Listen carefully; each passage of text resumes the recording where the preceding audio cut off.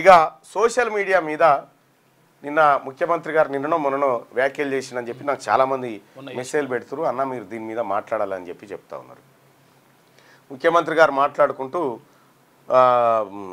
ఇక్కడ ముంగట వచ్చి కూర్చుంటారు, కూర్చొని కాలు మీద కాలు వేసుకొని నేనేదో వానికి అప్పు ఉన్నట్టుగా కాలు మీద కాలు వేసుకొని కూర్చొని ఇట్లా చూస్తూ ఉంటారు. ఇంకా నమస్తే పెడతలేడు నాకు ముఖ్యమంత్రి గారు అనేటువంటి రేంజ్లో చూస్తూ ఉంటారు. దిగి చెంపలు వలగొట్టాలనిపిస్తుంది అని ఏదో కామెంట్ చేశాను.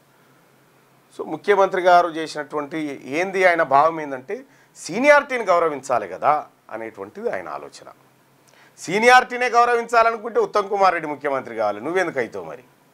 కాకపోదు కదా. సీనియారిటీ రాజకీయాలలోకి తీసుకుంటే సీనియారిటీని కనుక ఇక్కడ తీసుకుంటే తుమ్మల నాగేశ్వరరావు లేకపోతే శ్రీధర్ బాబు లేకపోతే ఇటువంటి వాళ్ళు కావాలి కదా. మీరు ఎట్లా అవుతారు?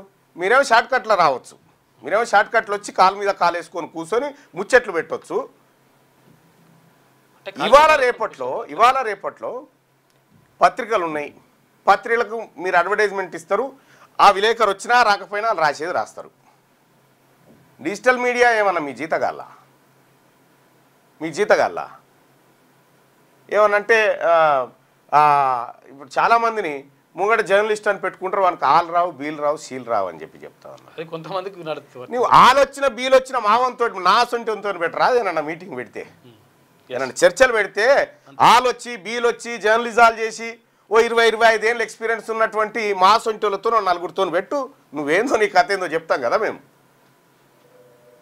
ఇక్కడ ఎస్ డిజిటల్ మీడియా ఇవాళ చాలామందికి అందుబాటులోకి వచ్చింది.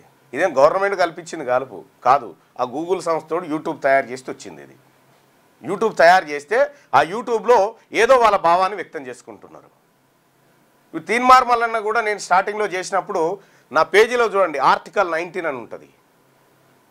నేను అప్పటికి ఒక 18 ఏళ్ళ ఎక్స్పీరియన్స్ నాకు ఉన్నప్పటికి కూడా డిజిటల్ మీడియాకు వచ్చి ఆర్టికల్ 19 అని పెట్టినా.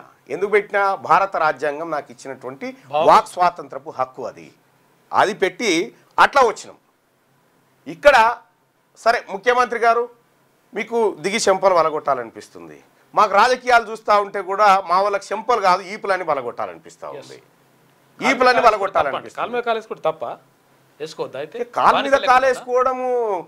నేను మిమ్మల్ని ఇంటర్వ్యూ చేసినప్పుడు ఒకసారి ఆ వీడియో ఉంటే చూపిస్తా. బానిసలు లెక్క ఉంటారా లేకపోతే కాలు మీద కాలు వేసుకుంటుంది? ఇప్పుడు అది మరీ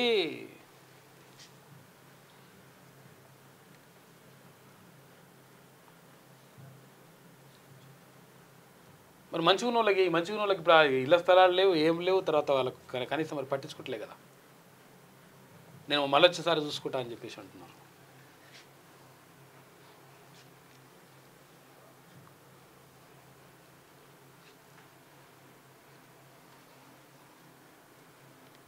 కాలు మీద కాలేసుకోవన్నా దించుకోవాలనేది కాలు మీద కాలేసుకోవన్నా దించుకోవాలనేది వాళ్ళకున్నటువంటి కంఫర్ట్ మీద ఆధారపడి ఉంటుంది. వాళ్ళకున్న కంఫర్ట్ మీద ఆధారపడి ఉంటుంది.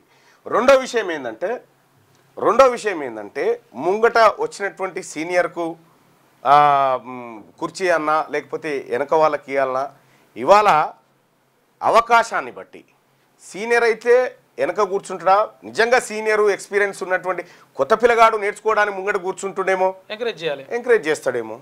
నువ్వెట్లా డిసైడ్ చేస్తావు ఎవరు ఎక్కడ కూర్చోవాలనేది? ఇప్పుడు నీ విషయమే తీసుకుందాం. ఇప్పుడు నీకంటే సీనియర్లు ఎంతమంది ఉన్నారు కాంగ్రెస్ పార్టీలా? మరి వాళ్ళు కావాలి కదా ముఖ్యమంత్రి, వాళ్ళు ఆ కుర్చీలో కూర్చోవాలి కదా, నువ్వే ముందూరికి ఎందుకు కూర్చున్నవాడా? ఇది జర్నలిజంకే కాదు నీకు కూడా వర్తించాలి కదా. అందుకనే ముఖ్యమంత్రి గారు నేను నీకంటే ఎత్తుకేనే వేయగలుగుతా నేను కాలు నీకంటే ఎత్తుకేనే కాలు వేయగలుగుతా. కానీ నేను వచ్చింది జర్నలిస్ట్గా వచ్చినా సంస్కారంతో కూర్చున్నా, సంస్కారం లేకుండా కూర్చొని ముచ్చట చెప్పింది నువ్వు. ఇంకా ఈడనే కాదు కాలు మీద కాలేసుకొని కూర్చుంటారు వీళ్ళకు అసలు ఏది జర్నలిస్టులే కాదు వీళ్ళు అంటే ఎవరు జర్నలిస్టులు? మరి నేను చెప్తా ఉన్నా డిజిటల్ మీడియాలో ఉన్న వాళ్ళందరూ జర్నలిస్టులు నేను చెప్పట్లేదు. కానీ వాళ్ళ కాన్స్టిట్యూషనల్ ఒక రైట్ ఇచ్చింది, వాక్ స్వాతంత్రం అనేటువంటి ఆర్టికల్ 19 వాళ్ళకి ఇచ్చింది.